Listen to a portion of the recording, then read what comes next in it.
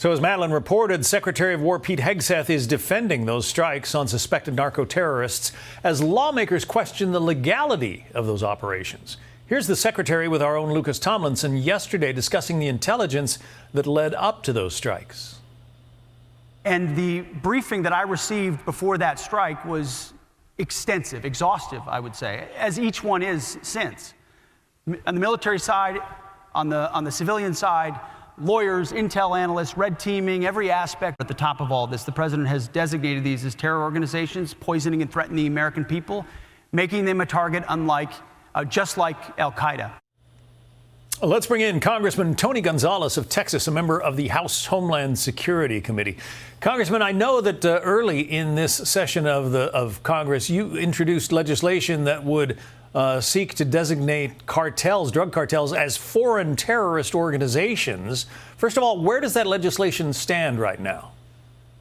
Yeah, thank you, John, for having me. And essentially, the administration has turned that legislation into an executive order and are executing that. And Secretary of War Hegseth is exactly right when he goes out there and he makes sure that our shores are safe. President Trump was elected by the people to make sure that we are safe, that we as Americans were no longer being poisoned. I think it's important that Congress codify a lot of the executive orders that President Trump is doing into law long term. It's the reason why I introduced the Security First Act and others, and we're exactly working on that in Congress. So you don't have a problem with these strikes on alleged cartel boats, and especially the one that involved two strikes on the same boat? Well, I spent 20 years in the military. I retired a Master Chief. It's the highest enlisted rank. I spent 5 years in Iraq and Afghanistan. I'm very familiar with terrorists and conflicts, and there are no easy answers. What I will remind your audience is, for 4 years, Joe Biden essentially gave up on our backyard, gave up on Central and South America, and for the first time, President Trump is now making Southcom, that's the theater commander in charge of our backyard, a priority. And it's not, Europe or Asia or Middle East. It's our backyard, and it's going to take some time to get it right because they weren't properly trained. They didn't have the proper resources that they needed, and for the first time, they're getting that. In the one big beautiful bill, we gave DHS, which is another element, the Coast Guard, more money than they ever had before. So I think as this goes on, they're going to get stronger and stronger. The people who are attending the Reagan National Defense Forum, which is underway out in Simi Valley, California, take a poll every year asking Americans what they think about some of the big defense issues of the day. And when asked how people feel about using military force against suspected drug traffickers, 62% of Americans say they're fine with that.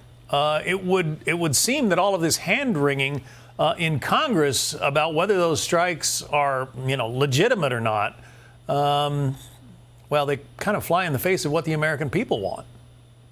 It does, and the American people are right here because we were tired of being poisoned. To the tune of tens of thousands of Americans were being poisoned every year under Joe Biden's watch, and that's no longer taking place. And once again, where were the Democrats when all this was happening under a previous administration? It's all politics that's being played right now. There's no room for that in the Department of War when you're going out and you're trying to keep Americans safe. I think we need to continue to support the president. He's delivered on national security. He's delivered on security here at home. And I look forward to the president delivering on an economic package that I think is going to help get Americans back on track. What's your stance on whether or not that video of the two strikes on the one boat, whether that video should be declassified and released so Americans can see it for themselves? There's no need for that video to be declassified. I mean, because we've already seen it. What I will say is this: Secretary Hegseth has continuously briefed Congress and those that need to know on all the situations. This administration has been more transparent than ever. So that video, that's the shiny object that the Democrats are using because they have nothing else to talk about. Congressman Tony Gonzales, Republican of Texas, thank you very much for coming on. Thank you, John. Hey, Sean Hannity here. Hey, click here to subscribe to Fox News YouTube page and catch our hottest interviews and most compelling analysis. You will not get it anywhere else.